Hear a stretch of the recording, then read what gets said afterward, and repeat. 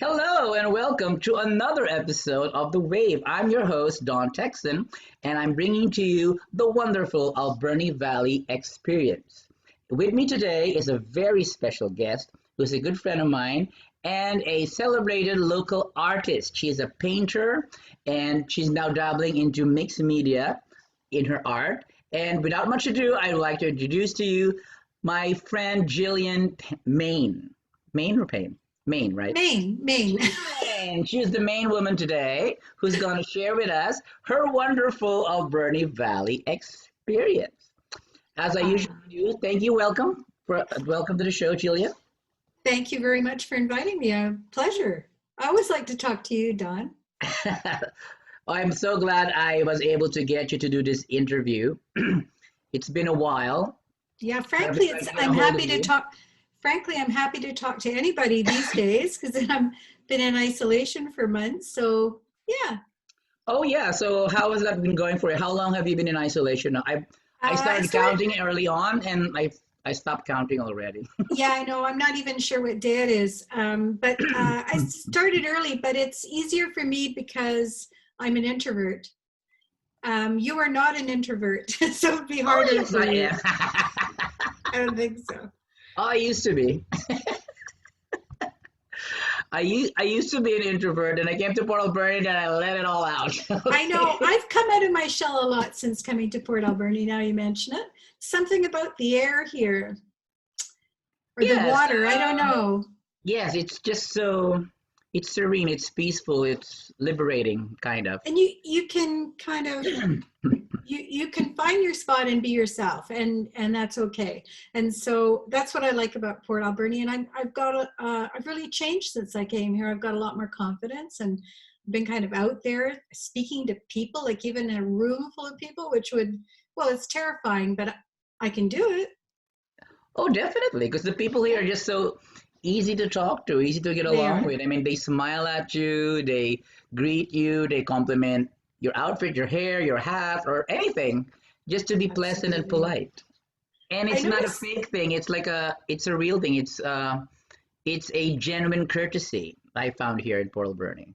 Have you noticed? I don't know. I've made visits to Vancouver, and I'm used to if you walk by someone on the street in Port Alberni, you say hi, and usually you get a smile and a greeting. But then when I go to Vancouver, I'm still in Port Alberni mode, and if you speak to someone, they look quite like they're waiting for me to ask them for something, like money or something. I don't know. They and very little. It makes them very uncomfortable if you speak to them on the street. But here, it's not all natural. It's good. Yes, there's a feeling of being at home anywhere you are Yes, here in Port Alberni. yes, it's And true. so many people, well, I don't know uh, how many people know me. They call out my name, and I don't really know them yet. So I feel kind of embarrassed, but I smile back. But the wearing of the mask has sort of like curtailed it because they don't even know I'm smiling back anymore. So I forgot It's about true. wearing masks You too. have to draw one on, Don, or take a photograph and like get it. I Oh, can do that's an that for you. idea. I can help you with that. Oh, for sure.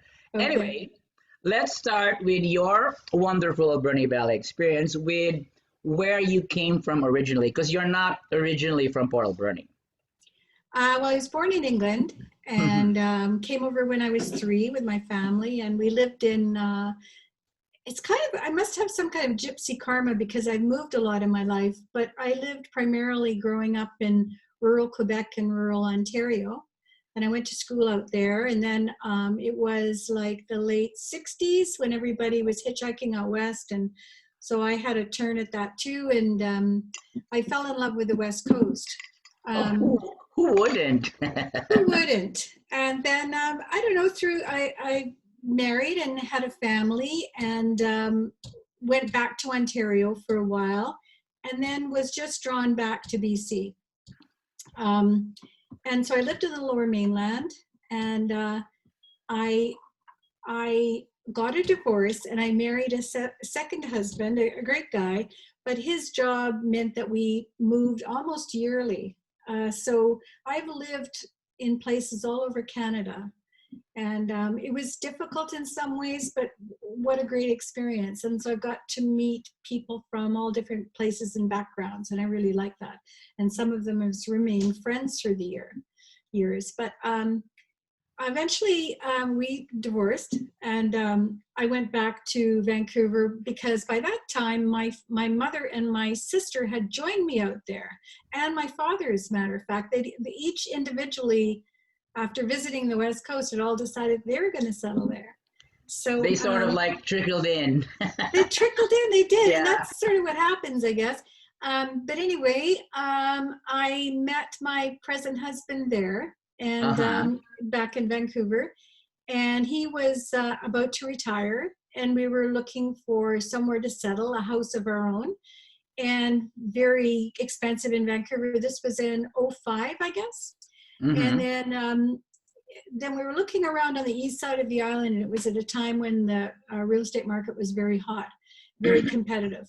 So we kept putting bids in on houses, but then they just vanished. So we looked on a map, and we saw this place called Port Alberni, and we noticed that there was water there. We were looking for access to nature. We wanted a bit of property, so it wouldn't be like the city where you've got a house on either side, you can barely breathe. Mm-hmm. We wanted some land. And so we looked on the map. Oh, look, there's Port Alberni. It's got a hospital because we're, not so young. And so very, very quickly, within a day or two, we put an offer in on a house here. And we moved here. And then by that time, people were saying, you're moving to Port Alberni. It's really rough there. And so I was thinking, Really, well, what do they what? mean rough? Well, Like redneck I think rough? back in the day, like way back in the day, it was just a sort of a rumor. And I think cities often have rumors. I lived in Winnipeg for a while, and people would say, "Oh, Winnipeg, what a terrible place. The winters are awful."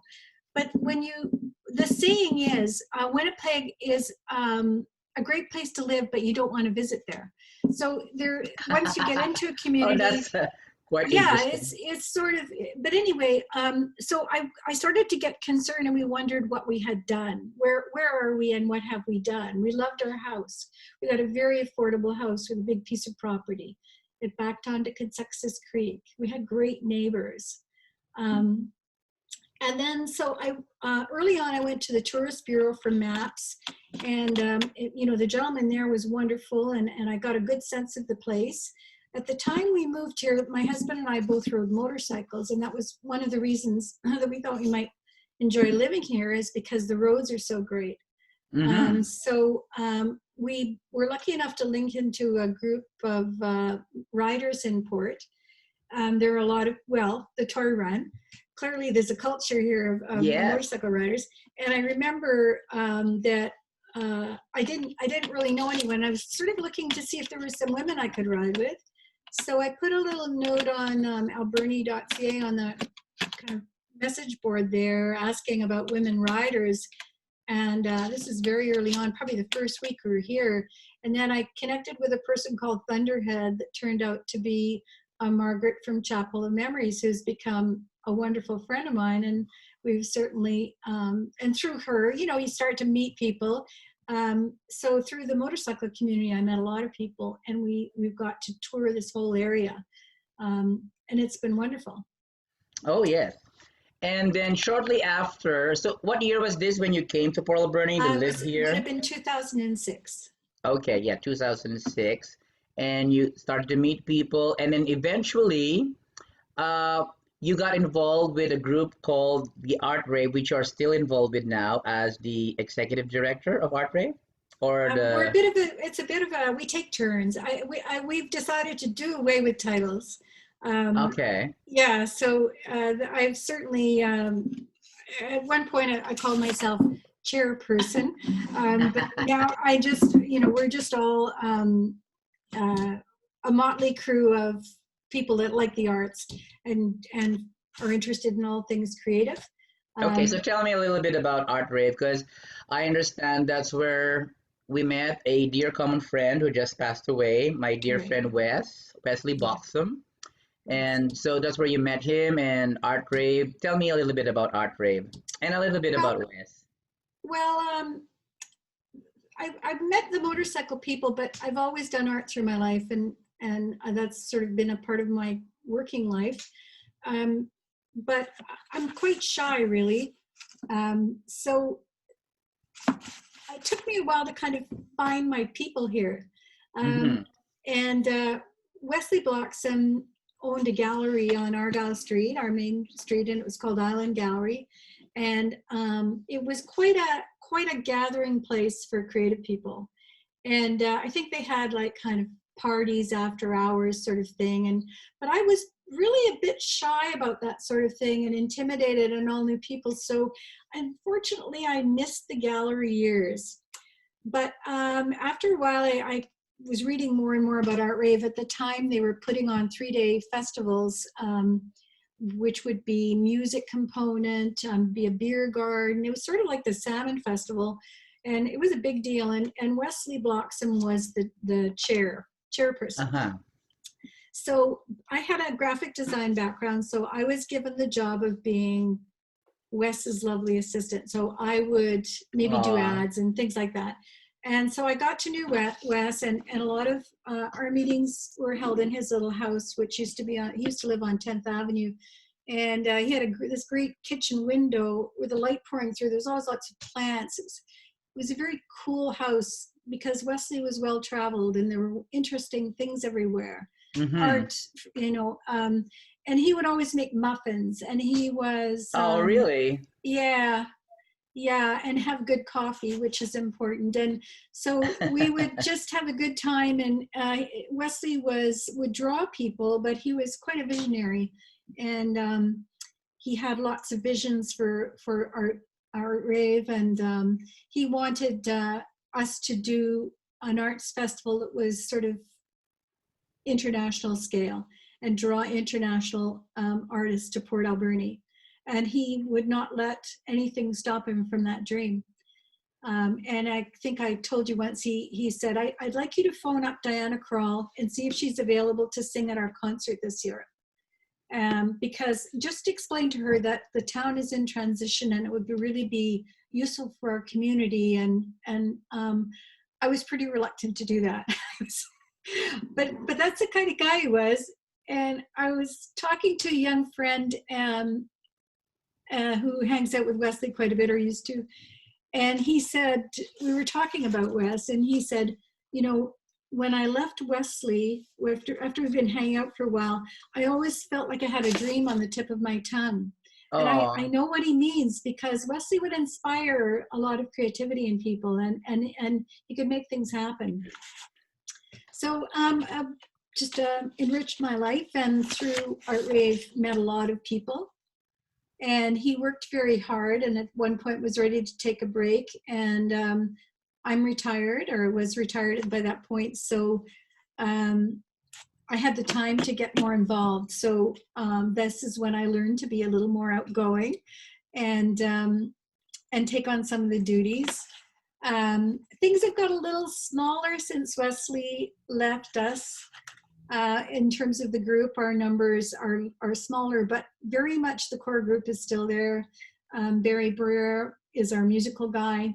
Well, there's just, it's a long list. I don't want to leave anybody out, so I better stop there. But we've got components from spoken word, people that are interested in theater, a lot of people that are interested in the visual arts. And so through the connections through ArtRAVE, I've now got this massive network of creative people. And then I also got to learn through that, like through ArtRAVE did a series for Shaw Cable where we featured local artists.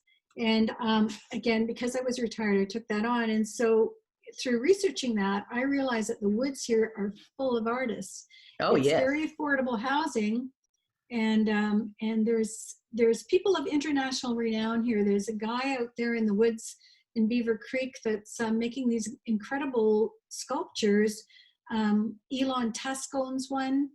Wow. Oh yeah, and First Nations artists, Connie Watts, Gordon Dick. I did a show with Gordon, and I remember being quite nervous about interviewing him because I have not had a lot of experience with West Coast First Nations people. I wanted to be respectful and ask the right questions. And he was so great. He really was. So he has the gallery on the highway out to Tofino there. And a wonderful place to stop. So a wealth of creativity here in the Valley. Wow.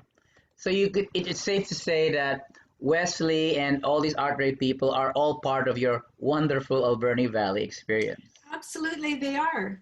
So you've been Absolutely. here since 2006. It is now Yes. 2020, so it's more or less 14, 15 Yes. years. What Yes. would you say would be the highlight of your wonderful Alberni Valley experience thus far?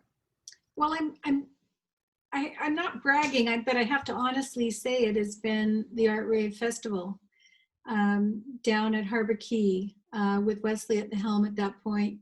And we allied with the Alberni Valley Young Professionals, and they ran the beer Hmm. garden.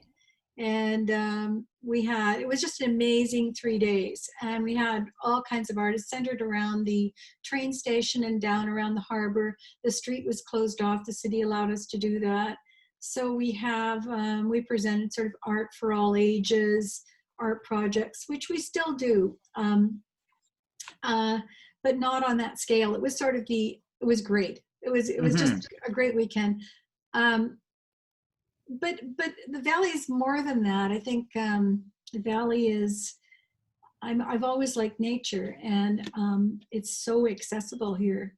Yes. I can think of moments down on the lake. Down at Taylor Flats. There, you go down that little trail, and wow, you're surrounded by mountains and lake and clear, clean water.